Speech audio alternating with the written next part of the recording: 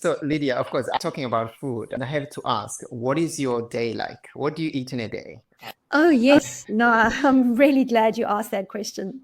Yeah, My husband gets up quite early in the morning. I'm quite lucky, so he makes breakfast for us. And nice. yes, I'm very fortunate. And what we have every morning is a bowl of oats with frozen blueberries.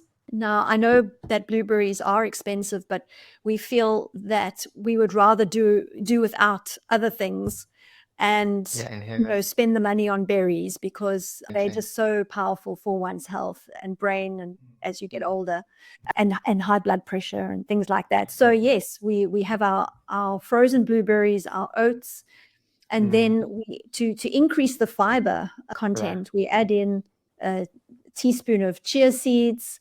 We add in some freshly ground flax seeds. Yeah.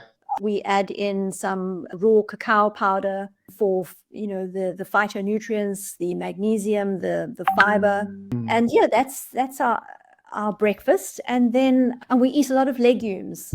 I am just fascinated with the health benefits of legumes. mm, I think they mm. are so underappreciated Yeah. as a food, and they just have incredible properties. So much fiber, Mm, so much protein.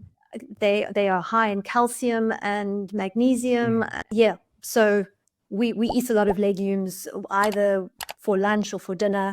That's where we try to get a lot of our protein from, Yeah, whole definitely. grains and legumes. Yeah, and of Yeah, course, lots of fruit and vegetables, nuts and definitely. seeds, woods and spices. Definitely. Yeah.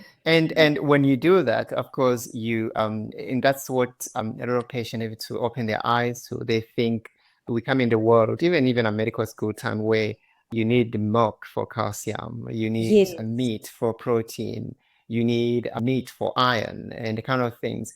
And that all, I mean, people have to be open to the new available evidence. And it is, Mm. what do you think of this disconnect between what we see in a science and what we actually practicing in a medical community?